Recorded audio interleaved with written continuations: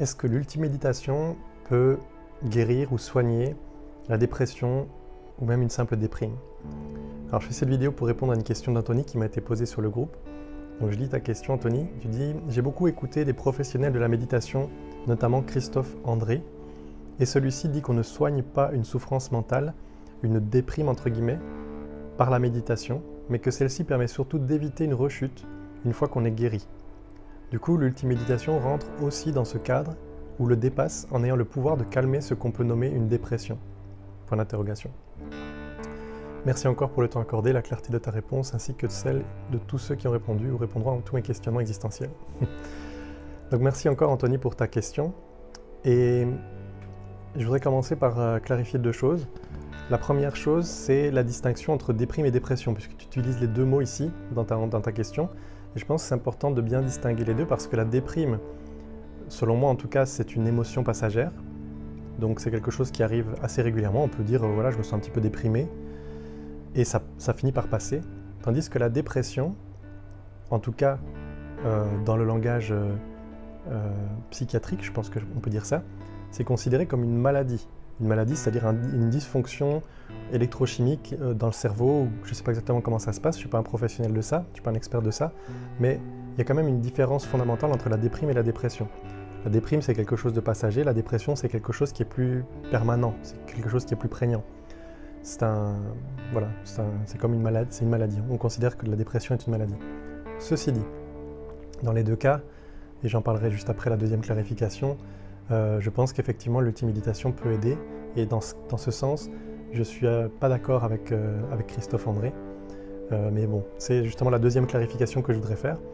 La deuxième clarification, c'est par rapport aux enseignants et aux experts et aux sources d'inspiration que vous consultez. Bon, je dis vous, mais je parle à toi Anthony, mais ça vaut pour tout le monde évidemment.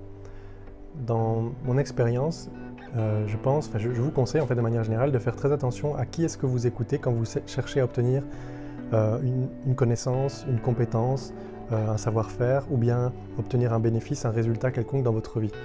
Par exemple, imaginons que je souhaite me spécialiser dans la cuisine de pâtisserie, dans le fait de confectionner des pâtisseries. J'ai envie d'apprendre à cuisiner, à faire des gâteaux, ou par exemple à faire des gâteaux au chocolat. Bien dans ce cas-là, je vais sélectionner les sources d'informations desquelles je vais me nourrir par rapport aux recettes de gâteaux au chocolat.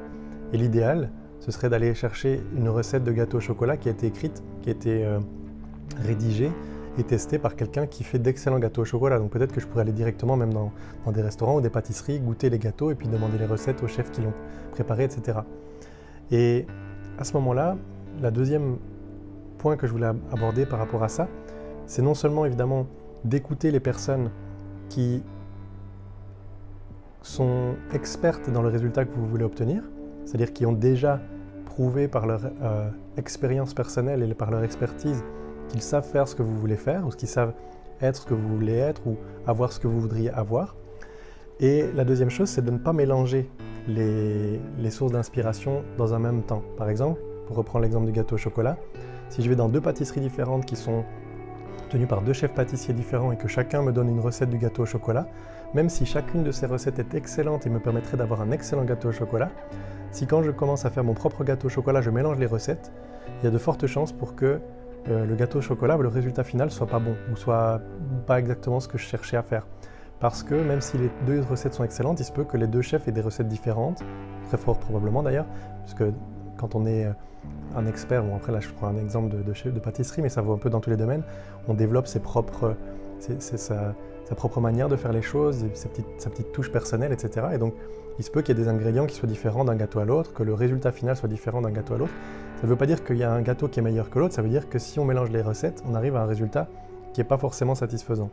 Et ça vaut évidemment dans tous les autres domaines, ça vaut également dans la spiritualité, ça vaut dans la méditation, ça vaut pour tous les domaines dans lesquels vous souhaitez acquérir quelque chose, une forme d'expertise ou une forme de savoir, de savoir-faire, de savoir-être. Et donc ici, par rapport à la méditation, c'est important de ne pas mélanger les techniques de méditation. Parce que, comme je le disais hier dans la vidéo précédente, l'ultiméditation, elle comporte 3 stades Et les deux premiers stades sont, je dirais, moi, dans mon impression, sont les stades qui correspondent aux autres types de méditation qui sont principalement sur le marché en Occident. C'est le stade de revenir à la présence et dans la pleine conscience. Et c'est déjà très très bien. Et ça amène un certain bien-être. Et c'est ça que je voulais pointer du doigt ici aussi, c'est que la méditation est souvent considérée en Occident comme une technique qui vise à mieux-être ou à un bien-être.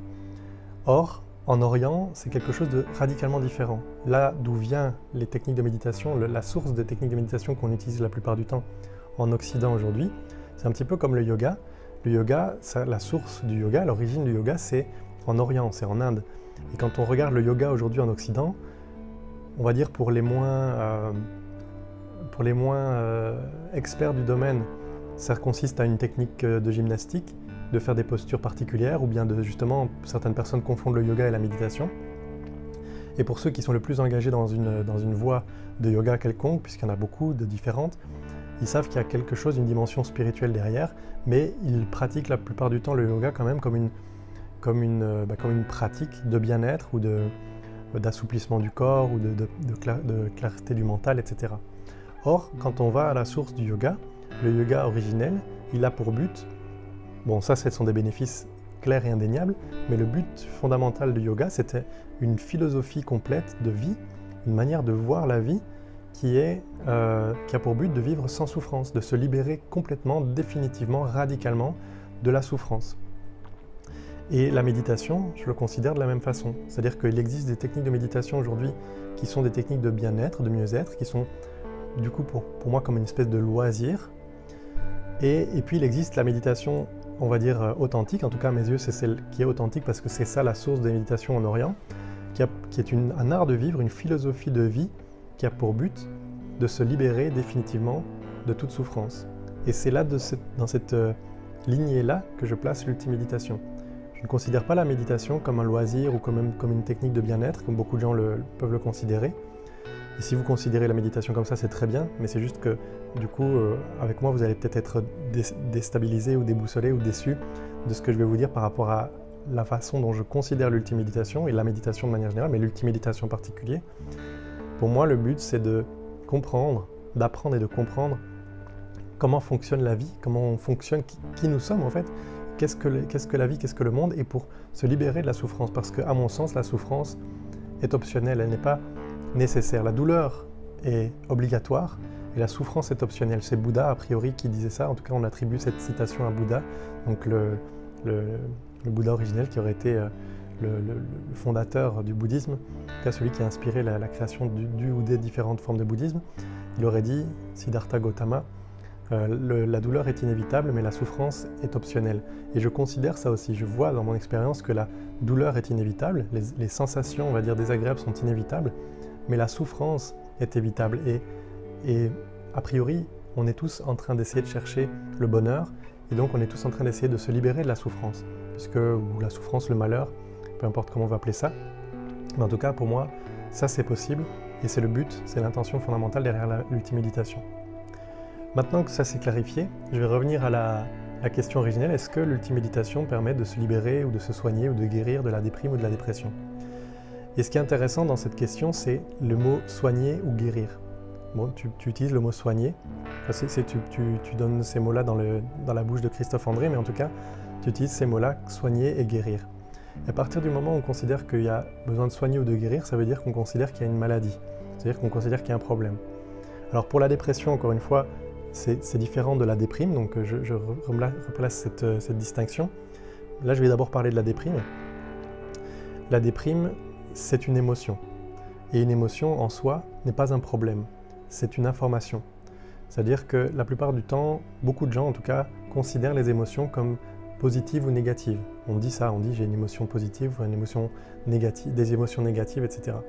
Or, pour moi, ça, c'est pas quelque chose que j'enseigne dans l'ultiméditation, même si ça fait partie, on va dire, de la philosophie de la conscience libre, mais c'est dans la formation des relations non duelles. Si vous n'avez pas encore cette formation, vous pouvez vous la procurer pour apprendre justement comment apprivoiser et comment bien gérer quelque part vos émotions.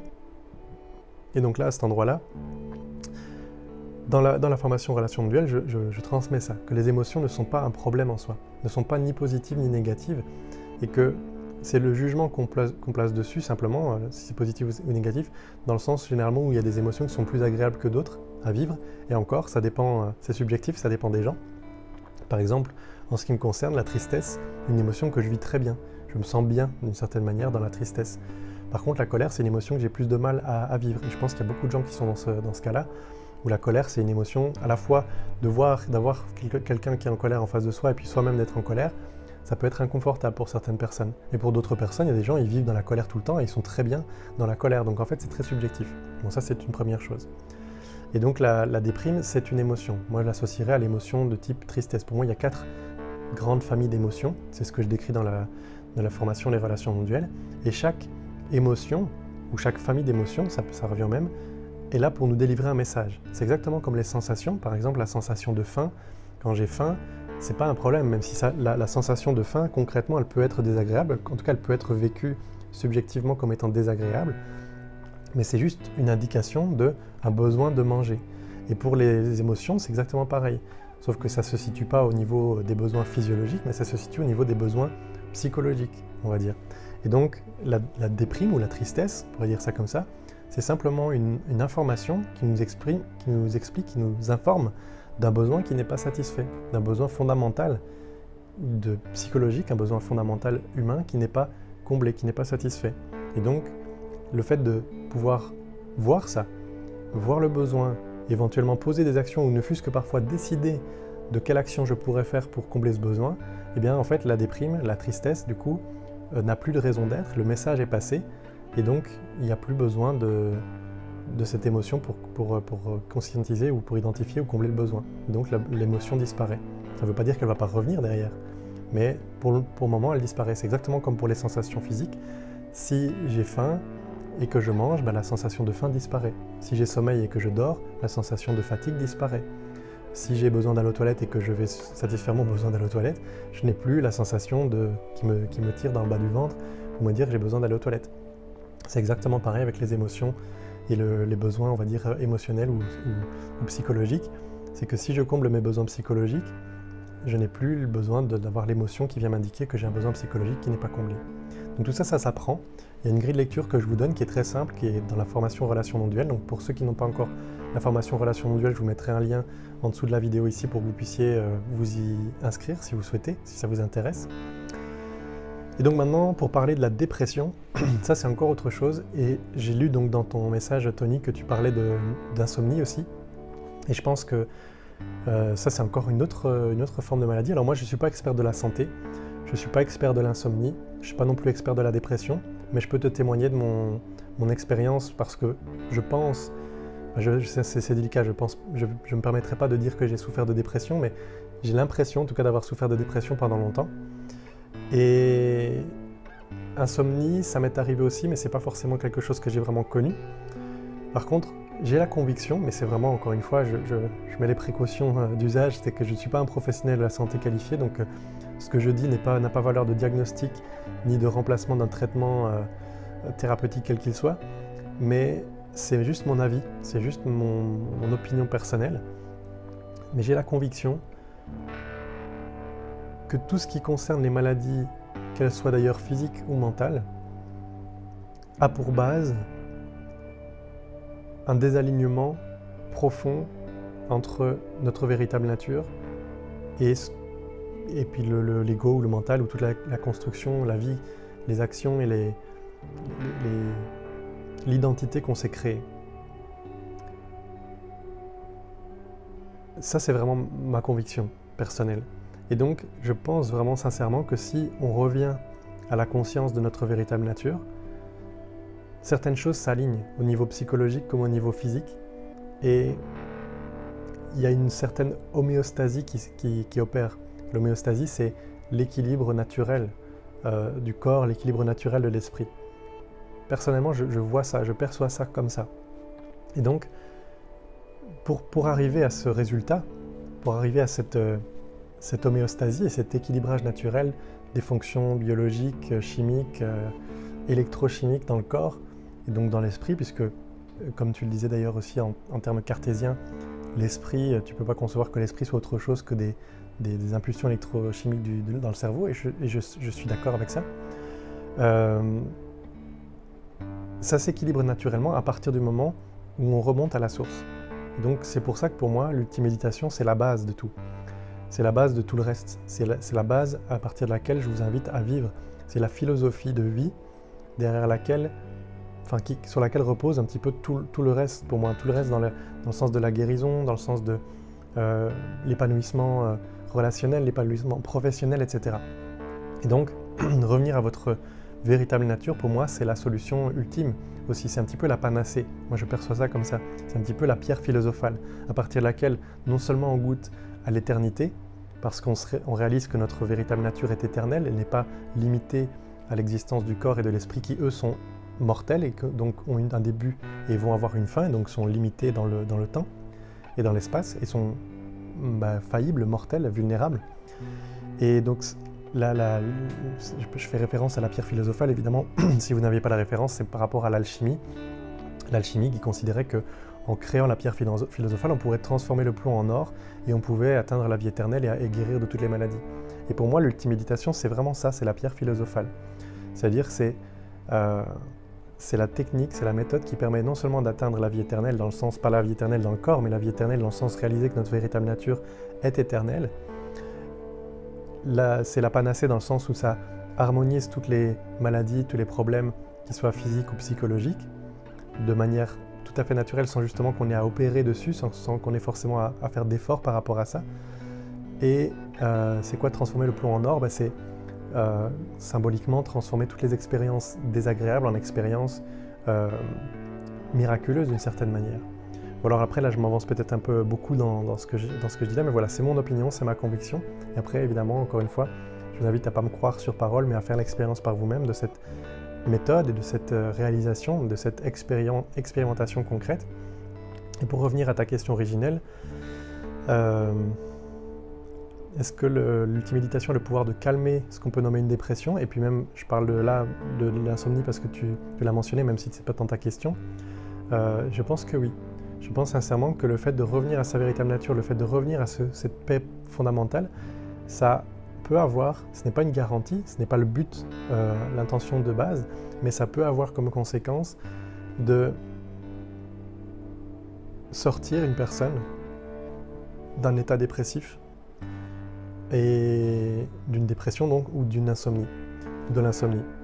Après, par exemple, j'ai une de mes très très bonnes amies qui vit des insomnies très régulièrement. Or, elle est aussi tout à fait consciente de sa véritable nature. Elle pratique, c'est pas forcément l'ultime méditation parce qu'elle a eu son propre chemin qui n'était pas forcément le même que le mien, mais elle pratique une forme de méditation qui la ramène à sa véritable nature. Donc elle vit presque en permanence dans la conscience de sa véritable nature.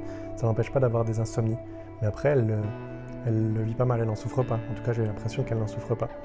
Et peut-être que il y a d'autres choses, d'autres paramètres que je n'ai pas pris en compte, mais encore une fois, je ne suis pas professionnel de la santé, donc à cet endroit-là, je ne me prononcerai pas puisque l'ultime méditation n'a pas pour vocation d'être une thérapie. Si vous cherchez à guérir d'une maladie ou d'un problème plus lié au personnage, l'ultime méditation n'est pas vraiment faite pour ça. Je vais vous partager ma conviction personnelle, mais ça ne vaut rien d'autre qu'une opinion.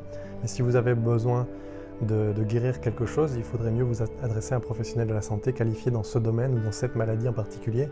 Il y a des professionnels pour la dépression, il y a des professionnels pour l'insomnie. Il y a plein de techniques de thérapie qui peuvent certainement vous aider à ces endroits-là. Mais ma conviction personnelle, c'est vraiment que l'ultime méditation permet de revenir à la source de tous ces mots, d'une certaine manière, parce que ces mots, ils ont une cause, ils ont une source. Alors évidemment, il y a tout un tas de causes aussi environnementales, des facteurs physiologiques, des facteurs physiques, des facteurs concrets, donc c'est à prendre en compte. Et puis, donc par exemple, quel est votre style de vie? Qu'est-ce que vous avez comme alimentation? Qu'est-ce que vous avez comme relation, etc. Tout ça forcément influe sur votre état d'être physique et psychologique. Mais justement, le fait de revenir à votre véritable nature peut aussi peut-être avoir une influence sur l'environnement que vous allez peut-être vouloir changer, etc., etc. Donc voilà, j'espère que ça a répondu à ta question, Anthony. En tout cas, je te remercie encore pour ta réponse. Je reste disponible si tu as besoin, d'autres précisions, si tu as envie d'aller dans d'autres directions. Mais en tout cas, je te souhaite de trouver la paix et le calme que tu recherches.